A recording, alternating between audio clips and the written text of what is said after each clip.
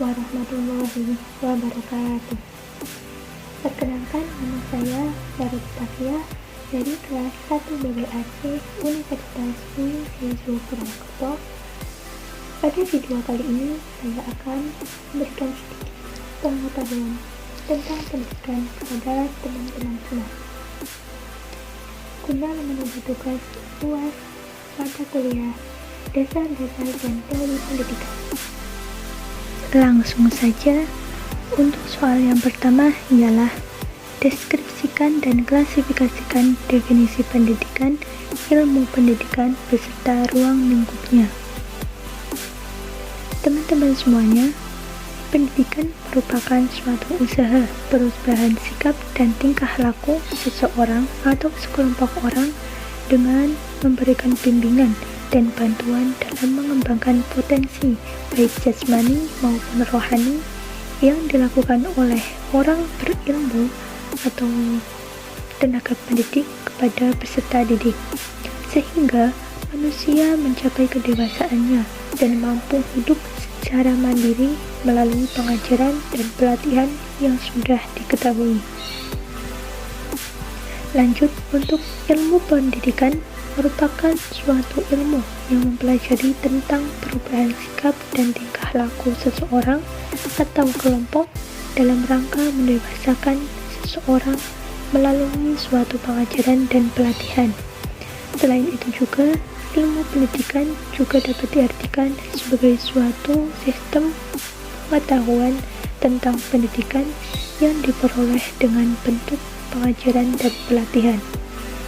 Ruang lingkup pendidikan sangatlah banyak dan luas. Di antaranya ialah sebagai berikut. Yang pertama, perbuatan mendidik itu sendiri. Dalam ruang lingkup ini mencangkup seluruh tindakan-tindakan yang dilaksanakan pada saat mengajar, membimbing, serta memberikan bantuan kepada yang membutuhkannya. Yang kedua, peserta didik. Peserta didik merupakan komponen yang menjadi objek dari suatu pendidikan. Sebagai generasi penerus bangsa, mereka dibimbing dan dibekali ilmu untuk mencapai tujuan suatu pendidikan yang dicita-citakannya. Yang ketiga, dasar dan tujuan pendidikan. Dasar pendidikan ialah suatu komponen yang menjadi landasan atau sumber sebuah pendidikan. Pada umumnya, dasar suatu pendidikan ini mengarah kepada kemana anak didik tersebut akan dibawa. Sedangkan tujuan pendidikan ialah menciptakan generasi-generasi yang dewasa, berkepribadian baik, serta berakhlak mulia. Yang keempat, pendidik. Pendidik merupakan komponen yang berkedudukan sebagai subjek dalam proses pendidikan. Peranan seorang pendidik sangatlah penting di dunia pendidikan.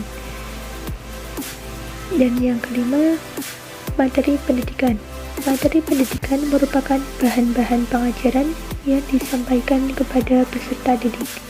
Bahan-bahan tersebut tidak hanya sebuah tulisan yang tercatat di dalam buku saja, tetapi pengalaman juga dapat dijadikan sebagai sumber atau bahan materi suatu pendidikan. Yang keenam, metode pendidikan. Metode pendidikan merupakan cara atau teknik yang dilakukan oleh seorang pendidik kepada peserta didik yang bertujuan agar peserta didik mampu memahami dan menguasai pembelajaran yang diberikan oleh pendidik. Yang ketujuh, evaluasi pendidikan. Evaluasi pendidikan membuat cara mengadakan evaluasi atau penilaian terhadap hasil belajar peserta didik.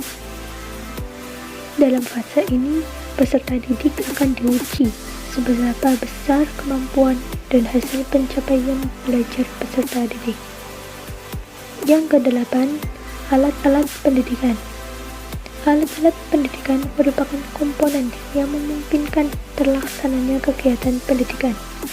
Alat pendidikan dikelompokkan menjadi dua bagian, yaitu yang pertama, alat pendidikan bersifat material. Alat pendidikan bersifat material ialah alat-alat pendidikan yang berupa benda-benda nyata untuk mencapai tujuan pendidikan, misalnya papan tulis, buku, ballpoint, dan lain-lain sebagainya. Yang kedua, alat pendidikan bersifat non-material. Alat-alat bersifat non-material ialah alat pendidikan yang berupa keadaan atau dilakukan dengan sengaja sebagai sarana dalam kegiatan pendidikan, misalnya pembiasaan, suruhan, larangan, anjuran, memberi contoh, dan lain sebagainya. Ruang lingkup yang terakhir ialah lingkungan pendidikan.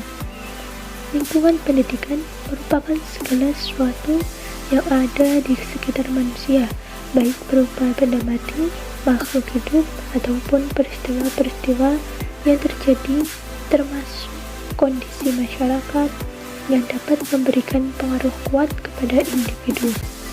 Lingkungan ini disebut sebagai lembaga pendidikan sesuai dengan jenis dan tanggung jawab yang secara khusus menjadi bagian dari karakter lembaga tersebut.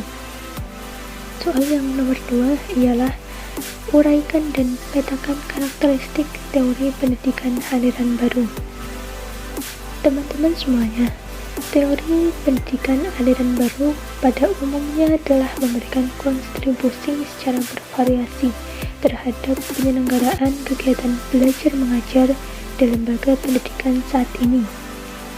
Sebagian dari aliran-aliran baru tersebut lebih memusatkan pada perbaikan dan peningkatan kualitas kegiatan belajar mengajar di lembaga pendidikan.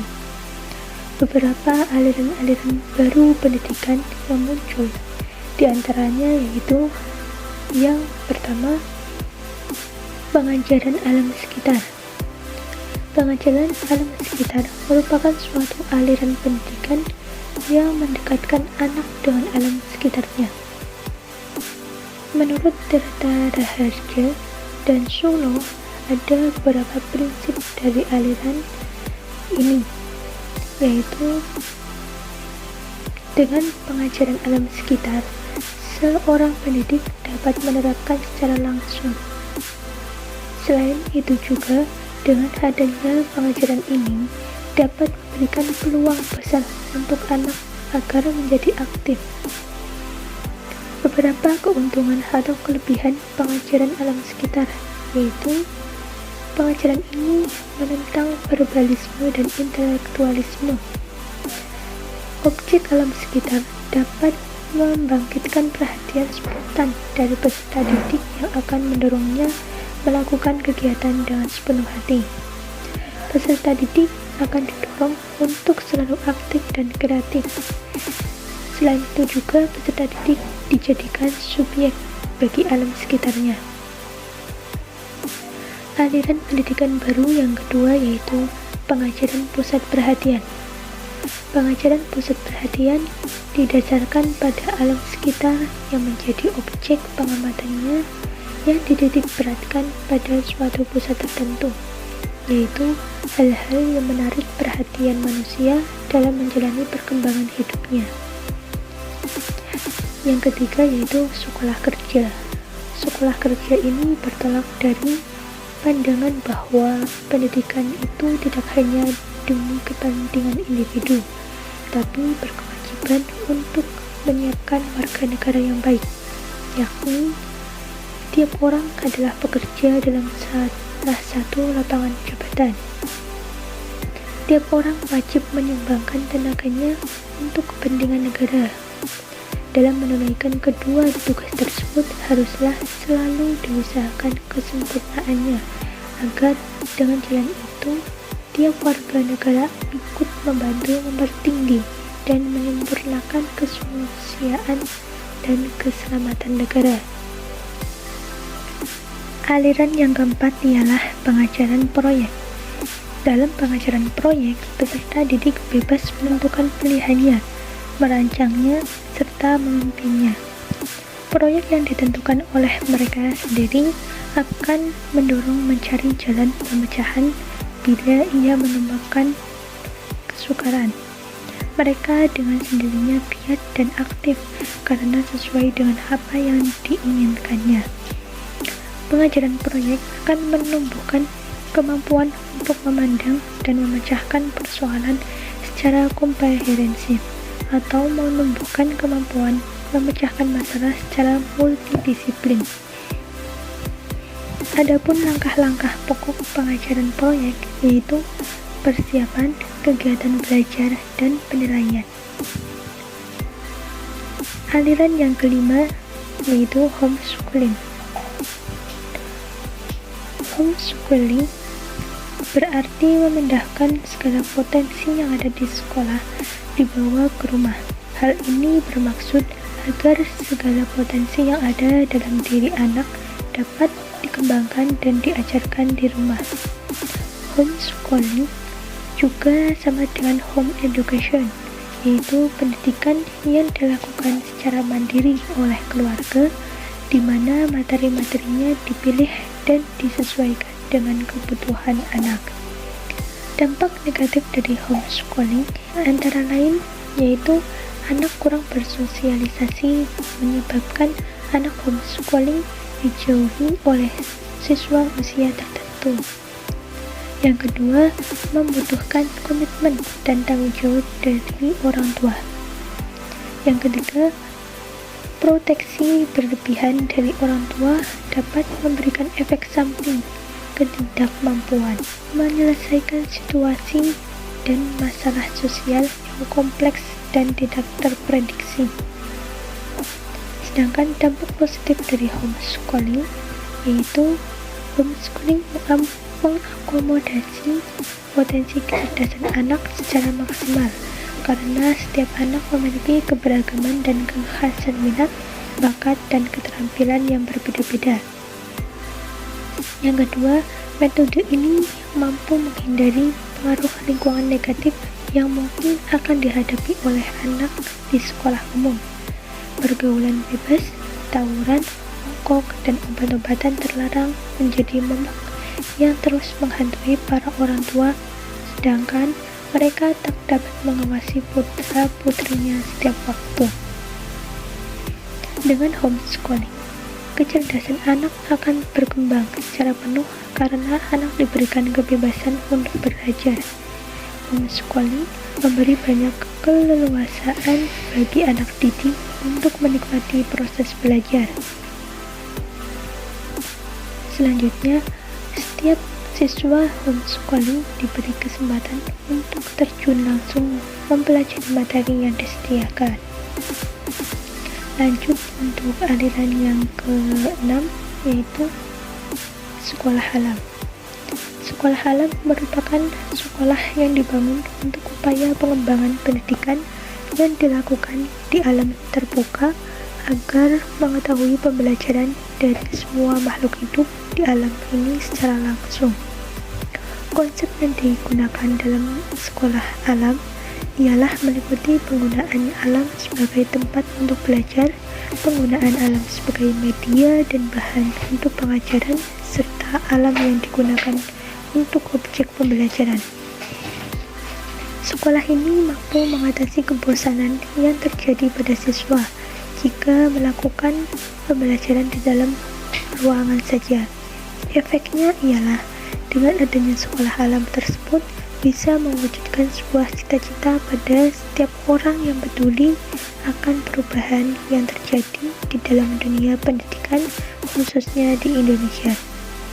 Selanjutnya, soal nomor 3 yaitu deskripsikan dan petakan sistem pendidikan corak khas Indonesia.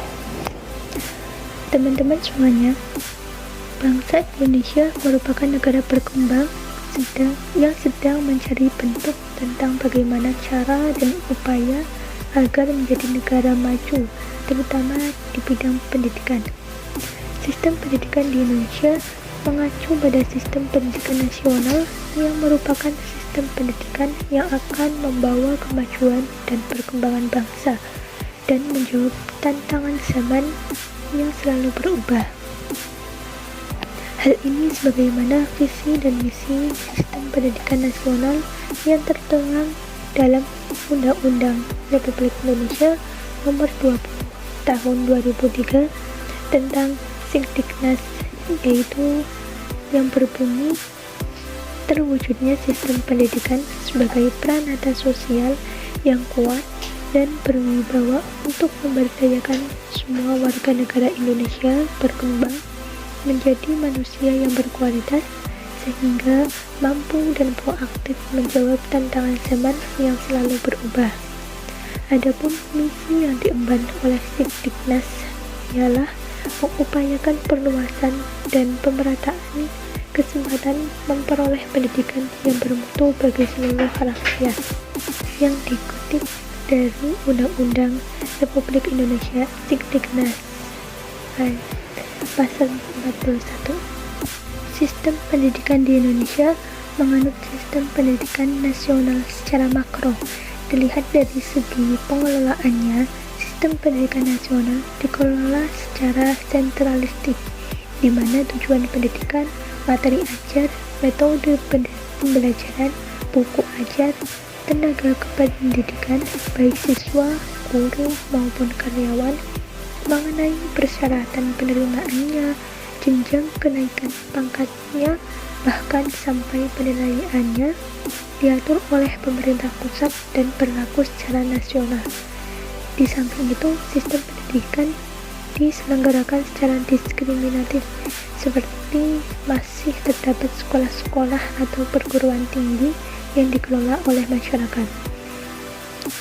Pemerintah merupakan pihak yang mengendalikan dan mengelola sistem pendidikan secara nasional, meskipun dalam Undang-Undang Sikdiknas dikatakan bahwa masyarakat adalah mitra pemerintah dalam menyelenggarakan pendidikan dan memiliki kesempatan yang seluas untuk berperan serta dalam menyelenggarakan atau mengelola unit pendidikan dengan tetap pada ciri-ciri identitasnya.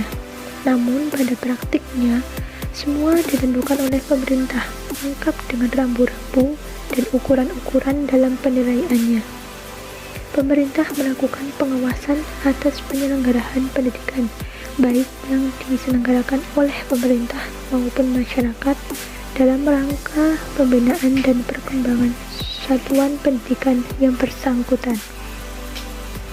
Peran masyarakat dalam penyelenggaraan pendidikan antara lain dimanifestasikan dalam penyelenggaraan sekolah, keluarga, dan unit-unit pendidikan non-formal lainnya.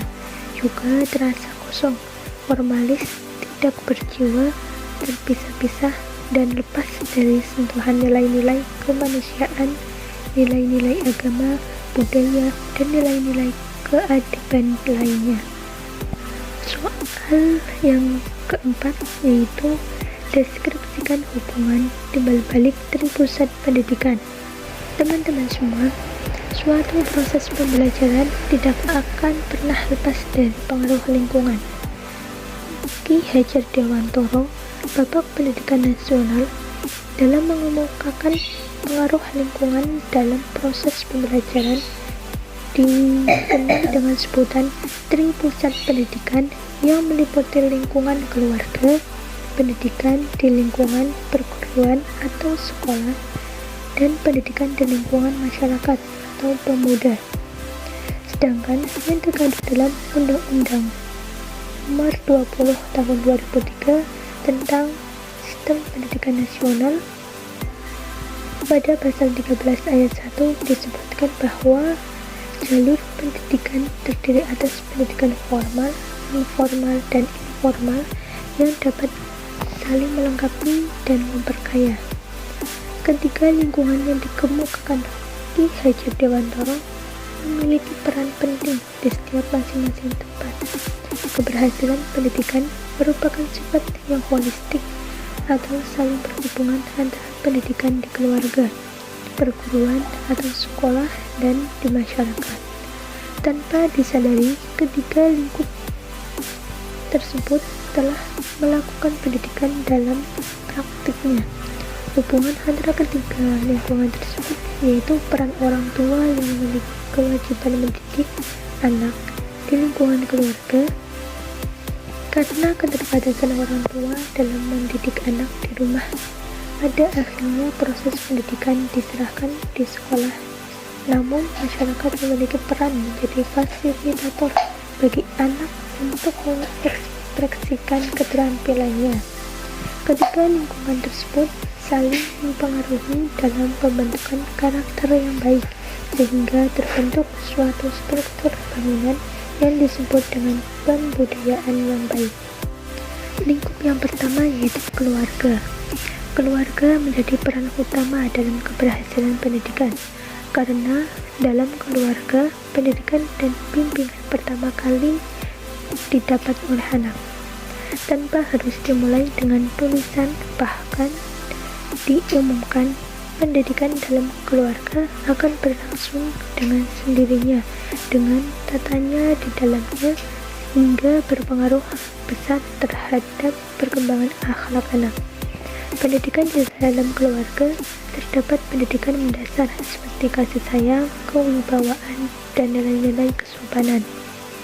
Lingkup kedua yaitu lingkungan sekolah. Lingkungan sekolah dikelompokkan dalam dua bagian, yaitu fisik dan non-fisik. Fisik diartikan fasilitas dalam proses pembudayaan seperti halnya gedung dengan peralatan pendukung lainnya. Sedangkan non-fisik diartikan sebagai lingkungan yang mampu mempengaruhi dan membina peserta didik melalui proses belajar mengajar, pembimbingan, dan pendidikan. Kedua bagian tersebut dipayungi dengan tata tertib yang berlaku bagi seluruh warga sekolah, di antaranya guru, peserta didik, dan pegawai. Penataan suasana fisik maupun non-fisik mempunyai peran yang sangat penting, terutama non-fisik, sebagai wahana pembudayaan menginternalisasi nilai-nilai luhur dari budaya bangsa yang berkembang dalam masyarakat untuk sosialisasikan dan ditanamkan dalam peserta didik, terutama pembudayaan nilai-nilai Pancasila itu sendiri. Lingkungan yang ketiga yaitu masyarakat. Peran masyarakat sangat penting dalam mencapai tujuan pendidikan. Pembudayaan yang telah diajarkan di lingkungan sekolah tidak boleh bertentangan dengan nilai yang berkembang dalam masyarakat. Masyarakat yang memiliki peradaban maju, pendidikannya tinggi, maka dunia pendidikannya juga maju. Begitupun sebaliknya, jika masyarakat berpendidikan rendah, maka pendidikan yang berkembang di masyarakat tersebut juga kurang baik. Lanjut ke soal yang terakhir, yaitu uraikan secara detail dan menarik pemikiran Profesor Fauzi terkait model pendidikan di Indonesia. Teman-teman semuanya, pendidikan nasional semestinya dapat mewujudkan manusia seutuhnya, yakni manusia dengan cita rasa Indonesia dan generasi yang tak tercabut dari akar keindonesiaannya, dengan tetap bervisi dan ramah di tengah dinamika globalisasi. Sebagai bangsa yang kaya akan potensi dan budaya dalam keberagaman lokalitasnya, seyogianya dapat memanfaatkan kekuatan-kekuatan tersebut untuk mengembangkan pendidikan di Indonesia. Pendidikan berbasis kearifan lokal atau local wisdom sekaligus kearifan sosial menjadi suatu pilihan strategi sekaligus mendesak di tengah-tengah derasnya arus globalisasi. Di tengah pusaran pengaruh hegemoni global,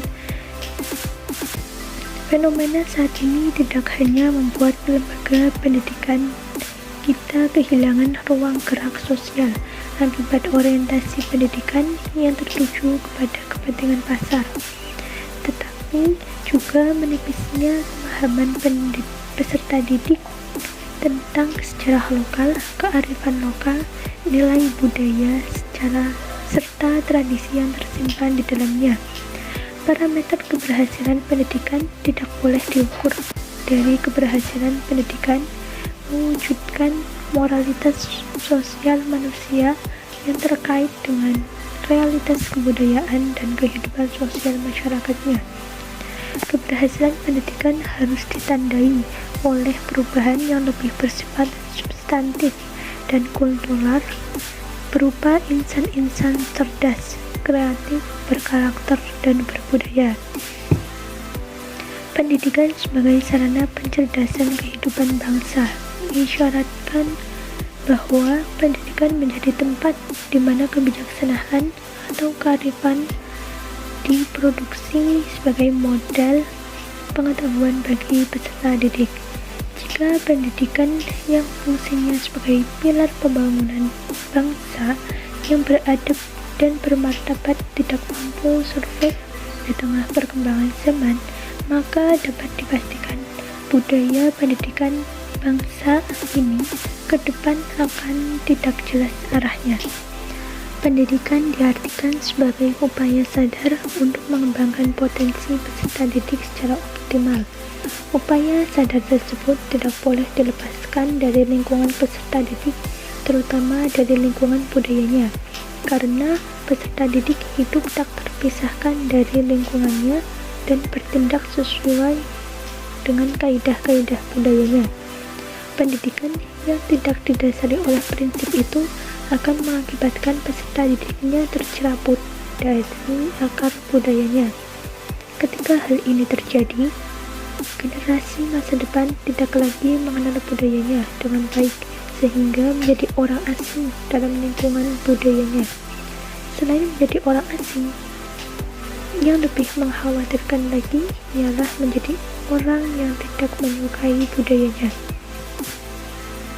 Sebagai proses enkulturasi, pendidikan berfungsi mewariskan nilai-nilai dan prestasi masa lalu ke masa yang akan datang. Nilai-nilai dan prestasi itu akan menjadi kebanggaan bangsa sehingga bisa dikenal oleh negara lain.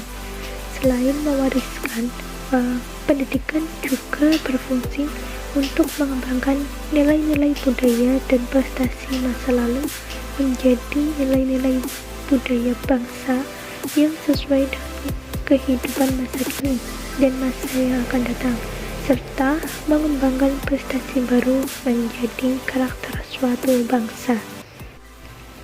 Demikian materi yang dapat saya sampaikan. Semoga dapat bermanfaat bagi kalian semua. Apabila ada kesalahan, saya mohon maaf sebesar-besarnya. Akhir kata, billahi taufiq wal hidayah. Wassalamualaikum warahmatullahi wabarakatuh.